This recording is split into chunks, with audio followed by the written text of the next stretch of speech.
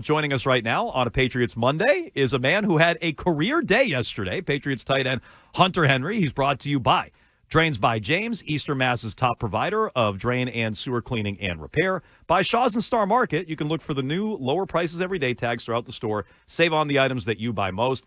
And by Verizon, the New England Patriots powered by Verizon 5G. Hunter Henry, how we doing this week? Good, guys. How are you?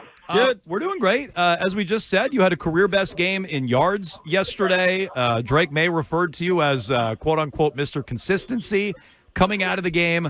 I wanted to ask you, though, you dedicated a game ball, or at least they caught you shouting out Jelani Tavai after your touchdown yesterday. Why'd you decide to do that? I mean, he's just going through a lot right now. I mean, I don't want to get into the details of everything, but obviously he wasn't on the trip with us, and he's the guy I've played with for a while and care about, and I think we all care about, and wasn't able to make the trip with us, and I just wanted to give him a shout-out. How did things turn around for you guys offensively? First quarter, it was just 2 possessions, couple of punts. Second quarter starts with the pick 6, but then you guys are able to get some footing and move down the field. Yeah, obviously not the start we want at all. But, we had adversity head on and had to attack it and, just keep chugging away, keep plugging away. That's what we did. There's a lot of things we got to clean up from this game, and we got to be better from the start. We got to be better in the red zone. So we know that, and we got to get in the film room. We got to get on the practice field and get a lot better fast. I don't know if you'd agree with the characterization, but we watch a lot of the videos in the locker room that get tweeted out after the game by the team. And the locker room did seem a little down yesterday, which maybe some of that was, as you said, things to clean up on the field. I'd imagine a lot of it had to do with the injuries as well. So I don't know if you'd agree with the characterization, but what does it say about the team to get their 9th straight victory despite some of the injuries that piled up yesterday?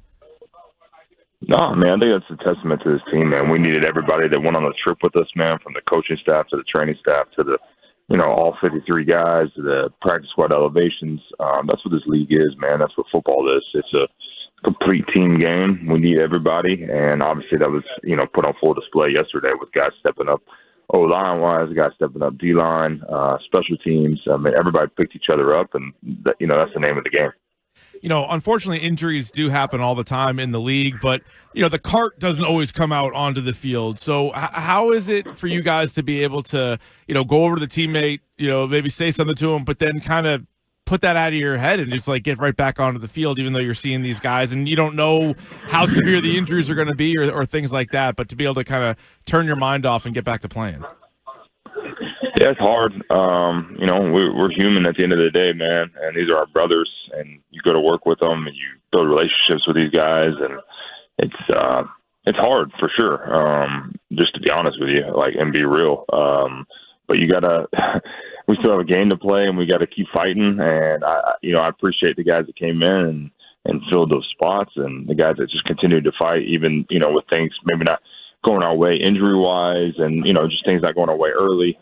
Just continue to plug away, continue to fight. We were just highlighting some of the struggles you guys had in the red zone yesterday. You were 0 for 2 there. It was a goal line stand by Cincinnati yesterday. You had a touchdown called back there. What were they doing well that made things difficult on you guys in the red zone yesterday? Yeah, just made plays, man. You got to give them credit. We got to be better on our details, the little things, and just clean some things up, man. But you got to give them credit too. They've made some plays, and but yeah, we got to clean a lot up. Obviously you want to score touchdowns there in the red zone, but it's got to feel pretty good to have a kicker, or you must have a lot of confidence in the kicker. I know the first game of the season, I just as a fan, you weren't really sure how it was going to go, but Borregales has been absolutely nails all season. Some big ones yesterday. Yeah, I mean, huge always to have a guy like that to rely on. When you get in scoring position, you feel pretty comfortable. But what a kick at the end of the game yesterday to kind of make it a touchdown. They have to go down and score a touchdown, and changes the game. So he's hit a lot of big kicks for us. It's been a lot of fun to have him on the squad. You a fan of First Take? A First Take? Yeah, on ESPN. Cam Newton, Stephen A. Are you guys a fan of that show? I don't really watch First Take. Were you aware at all of the back and forth, Cam Newton calling the Patriots fool's gold, Stephen A. at one point calling Drake May a liar? Were you aware of any of that I say back and forth. I guess it was mostly one-sided from First Take. Yeah. I was made aware towards the end of the week, but I mean, honestly, once we get in the season, man, we don't really pay attention to. You try to block out a lot of the outside noise. Is that something that maybe people like friends or family will say like, "Hey, did you hear this or did you see about this?" Is that a way that you guys hear about some of the different talking heads when they're talking about the Patriots? Yeah, it's usually the family. It's usually family that lets me know. You have a favorite Thanksgiving memory? I'm trying to remember if we asked you this a year ago, but obviously growing up playing football on Thanksgiving, time with family around the holidays, like is there something that stands out from your time, even going back to childhood, as it relates to Thanksgiving with it right around the corner? Yeah, man, I think just honestly high school, I was fortunate enough I played on a pretty good high school football team, so we were always playing on Friday nights of that weekend, so we always had practice the day before. Just being with your boys on a Thursday, Thanksgiving practice is always special. And then, right after that, going to my grandma's house with your whole family. I think it was a time that was, I haven't been home in that aspect and been able to be home. And so I look back on those times and they're super special. Well, that's a day we're all looking forward to. So happy early Thanksgiving. And with 9 wins in a row, you know what time it is, Hunter? It is time for the Hunter Henry surprise question of the week. It's time for the Hunter Henry surprise. Henry, touchdown. Whoa. Surprise, Sidney. Hey, surprise. Surprise, Surprise. We wasted the good surprise on you. Y'all digging for the surprising today, huh? Question of the week. All right, once again, on a scale of 1 to 85, 85 being the most surprised you've ever been, or 1 being not surprised at all, how surprised are you, Hunter Henry, that chickens can lay between 250 and 300 eggs in a year? Sheesh, probably 45. I was surprised. And that was the Hunter Henry surprise question of the week. I'll tell you, This came up on our show last week, and we were way off. I was like an 85. Keefe was embarrassing. Keefe, how many? I thought they had they could lay like 12 a day. Jones thought they could do 100 a day. I thought they could hit like triple digits. I thought they were just spitting out eggs left and right. No. They got to live a life. Yeah, man. Yeah. Okay. Right in the middle of the pack. Well, Hunter Henry, we appreciate the time. Best of luck this week. You got a Monday night game against the New York Giants. You get Thanksgiving. So enjoy that. We'll talk to you next week. All right, fellas. Happy Thanksgiving. All right. Thank you. Henry, joining us here on a Patriots Monday. 45. Yeah, I feel like that's a tie for some other ones. We're going to have Terp come up with a graphic. That might be a little heavy, the 45s. Yeah, man.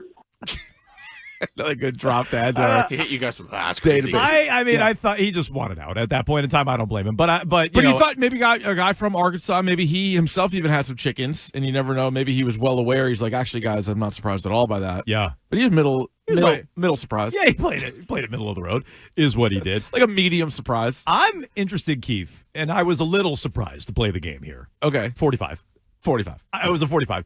That he kept saying there's a lot they need to clean up. And that is the vibe I got from Vrabel after the game, too. We'll play a clip I think from him they're getting coming up. sick of not scoring touchdowns in the red zone. Okay, so Mike Reese highlighted this last week. We talked about it briefly at the time. Mm-hmm. We focused more on, the defense having their issues, but we did get into their struggles in the red zone a little bit. Entering the game, they were 0 for 2 yesterday in the red zone, I believe. I'd have to double check that. I think they were 0 for 2 in the game. They've struggled scoring touchdowns down there. 23 touchdowns, I guess, now in 41 trips to the red zone. It was 23 and 39 going into that game. So, yeah, why are they having so many issues down there? I don't know. Especially maybe giving the ball to Terrell Jennings. Maybe that's one of the reasons. But especially against that defense. Like, I'm sorry. Against that defense stinks. You should be able to hand it to Terrell Jennings and Ramondre Stevenson and everybody else. Like, at that point in time, Will Campbell was still in the game, so it wasn't that. Wilson was gone. What the hell was that yesterday? So Henderson's coming off of back-to-back good games. I think it's a little overblown how good he was 2 weeks ago. He was good. He scored a bunch of touchdowns. But they were... Yeah, and he breakaway didn't runs. average a lot of yards per carry. But let's just say 2 productive games in a row, and you get the return of Ramondre Stevenson, and you have goal to go, and you're like, let's get Terrell Jennings out there. No, you have two other running backs that I think can do it. Also, Okay, well, one of the other running backs had 2 cracks at it, and he didn't score either. Why are you singling out? Well, Terrell why not Jennings? Henderson then? Well, Terrell Jennings. I don't even know why he suited up. You don't need him. You're going to split carries between Henderson and Stevenson, and so obviously Henderson or Stevenson coming off an injury. If you want to dress him, dress him. But I'm not giving him a goal line carry. That makes no sense. That's only one, right? So that wasn't the only issue that they had down there. But that's the one that I would look at. That was after the second pass interference on Keyshawn. They went for it on 4th down, by the way. Yeah. Which I didn't love when they I did would it. have kicked it. The way things were going, it wasn't a great day for the offense. The defense. Which time are you talking about? The first 4th down or the second 4th down? I think I would have kicked on both. Oh, yeah, definitely the first one. The first one? one? I think maybe both. Just take the points because it felt like if you're up by, what did that, minute 10? At that point. Or that would have made it only 7. No, that would have made it 10. That would have made it 10. It would have felt kind of out of reach for the Bengals. I mean, I think they would have felt. No, I'm sorry. That would have made it 7. I take that back. That would have made it 20-13. No, so I would have done that though too. So the second one after they already got stuffed, I definitely would have kicked it. The first one on Booty, I was a little more on the fence about, and maybe because they didn't get it. In retrospect, I'm saying they should have kicked that one. But it was the second pass interference on Booty. This is like a whip route in the end zone after he got a big pass interference to basically get him set up down there. They run to Jennings on 1st down. Yeah, not doing that. That's a wasted play. Then you have the touchdown overturned to Hunter Henry. Yeah. Then you get right back down by the goal line on a pass to Hunter Henry, and then Ramondre Stevenson stuffed twice, 3rd and 4th down. Oh, you guys didn't enjoy the draw play on the goal line on 4th down?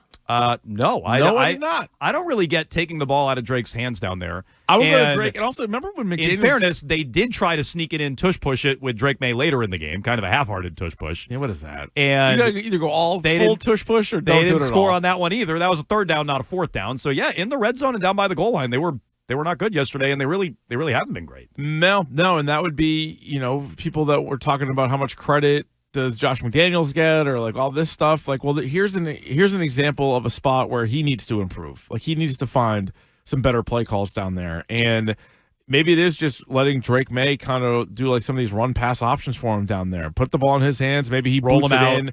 Also, 2021, Hunter Henry's first year with the team, he was a big touchdown guy. And McDaniels was calling the plays then. And I feel like inside the red zone, inside goal to go, throwing to him's not the worst call to make, especially against a defense like that. He had 2 touchdowns yesterday. One got called back. Yeah, so, maybe more to him. Yeah. Anyway, how concerning is that? And who do you blame for their struggles in the red zone? Is that the offensive coordinator who gets a lot of love? Ramondre's game, by the way, 6 carries for 5 yards. I didn't realize, more carries than yards. Did not realize that was his final line. I knew it couldn't have been much. 6 for 5. He had 6 carries? Yeah, that must have been all the kneel downs at the end. No.